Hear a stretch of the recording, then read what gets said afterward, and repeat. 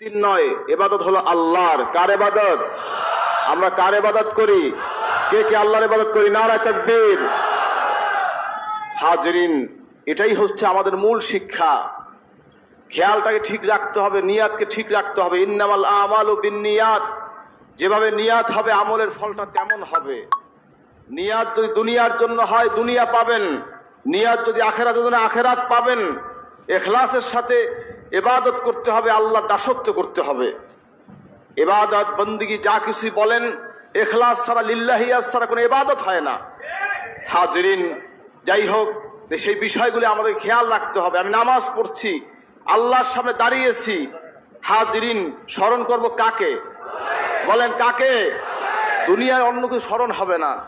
তুমি এমনই ভাবে আল্লাহর ইবাদত করো, আনতা আবুদাল্লাহ কান্নাকা তারাহু ফাইন লাম তাকুন তারাহু ফাইন্নাহু ইয়ারাক। বলেন না সুবহানাল্লাহ। নবীজি ইরশাদ করেছেন, তুমি এমনই ভাবে আল্লাহর ইবাদত করো যে তুমি আল্লাহকে দেখতেছো। বলেন না সুবহানাল্লাহ। যদি তুমি তা মনে করতে নাও পারো, এইটা মনে করো আল্লাহ তোমাকে দেখতেছেন। বলেন না সুবহানাল্লাহ। হাজরিন, সেই হৃদয়টাকে খেয়াল রেখে, সেই ধারণ করে আল্লাহর ইবাদত করবে। নামাজ, রোজা, হজ, যাকাত, কুরবানি, দান, খয়রাত যা কিছু হবে একমাত্র আল্লাহর জন্য। কার জন্য? আমার জীবন, আমার মরণ কার জন্য?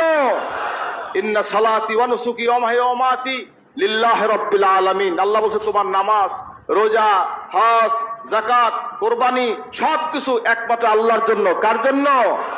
আল্লাহর জন্য কি জীবন দিতে রাজি আছেন? কে কে রাজি? নারায়ে তাকবীর। দুনিয়ার জন্য জীবন নয়, দলের জন্য জীবন নয়। হাজরিন, অন্য কোনো কারোর জন্য জীবন নয়। জীবনটা দিতে হবে একমাত্র আল্লাহর জন্য। কার জন্য? বলেন কার জন্য? আল্লাহর জন্য। এটা খেয়াল রাখবেন বাবা। কারণ আমরা তো এখন যে যেমন বলে তেমন নাচছি। আল্লাহ কি বলছে, রসুল কি বলছেন, এদিকে আমাদের খবর নাই। আমি বলেছি, আপনি নাচ শুরু করে দিয়েছেন। না ভাই, এটা ইসলাম নয়। ইসলাম হলো আল্লাহ কি বলেছে, রসুল কি বলেছে, সাহাবায়ে কেরাম কি বলেছে, আউলিয়া কেরাম, বুজুর্গান দিন, সালিহিন কি বলেছে, এইটা হলো আমাদের পথ। ঠিক কিনা বলেন?